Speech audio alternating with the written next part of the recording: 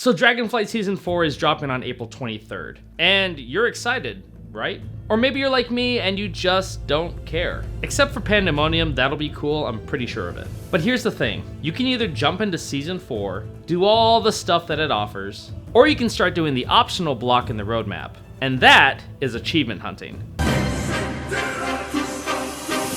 Now before you say, oh, this is dumb, I'm not gonna watch this, hear me out, because the achievement at the end of this video is well worth it. There's a lot of stuff out there that's not considered current content that are still a pretty big flex. So if you really don't want to invest in Season 4, then it's time to jump into the achievement hunting season a little early, which is basically the time between expansions when there's nothing really to do. So in this video, I'm going to show you 3 achievements that you're missing out on. Trust me, when the War Within drops, you're not going to have any time to do these. Number 1. Insane in the Membrane. Yes, this has been out for a very, very long time, but in my opinion, it is by far the best title you can get in the game. So what do you have to do to get it? It's simple. You need to be honored with the Bloodsail Buccaneers, exalted with all the Goblin factions, which together make the Steamwheel Cartel, exalted with Ravenhold, and exalted with the Darkmoon Faire. There's a lot of guides out there that you can follow, like the one on Wowhead, but I'll go over this quick so you can get an idea of what you're gonna have to do. First, you're gonna destroy your reputation with the Steamwheel Cartel by killing Booty Bay Goblins. This is gonna raise your reputation with the Bloodsail Buccaneers, and drive your reputation with the Steamwheel Cartel all the way down to hated. Once that's done, you need to bring your reputation with the Goblins back up to exalted without hurting your Bloodsail Buccaneers reputation.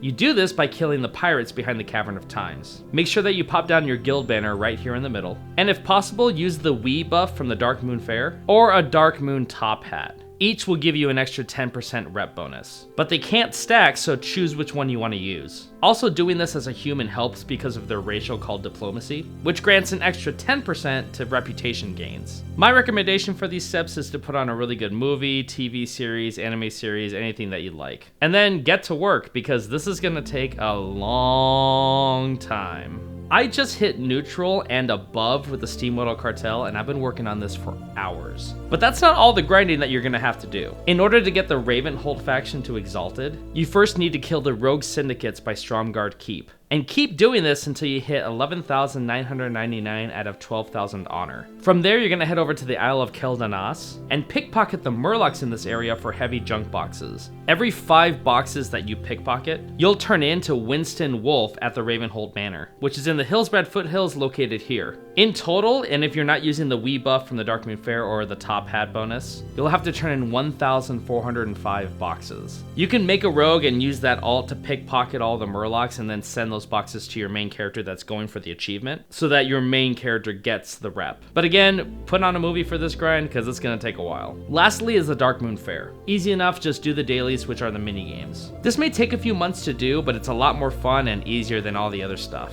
Once everything's done, you'll get the Insane in the Membrane Feat of Strength achievement, along with the title, The Insane, which is very appropriate knowing how much you needed to grind for this. Plus, not that this is relevant anymore, but it's said that if you fight Yogg-Saron and Uldurar, that you don't have to look away from him when Lunatic Gaze is cast, because you're technically already insane. If someone can confirm that, then go ahead and comment down below, because I'm not really too sure if that's an actual thing, but it sounds really cool. The second thing that you can work on, if the first achievement doesn't sound like your cup of tea, is the title for Loremaster. You don't see a lot of people with this, but it's still pretty cool. All you have to do is complete the Loremaster achievements for the following zones and expansions. So that's going to be the Eastern Kingdoms, Outland, Cataclysm, Draenor, Kultiris, Kalimdor, Northrend, Pandaria, Legion, and Shadowlands. This entails that you complete the chapter quest lines in all the areas mentioned. But don't worry about reading everything. You can just come back to this channel and get a summary of all the quest lore that you didn't read by watching all my videos. Just gonna plug that in there. Make sure to subscribe. Anyways, when you get all that done, you get the title of Loremaster. And I think you get a tabard as well, but I'm not too sure. I'm working on it right now, but I found out that it's gonna go even faster if you have a friend to work on it with you.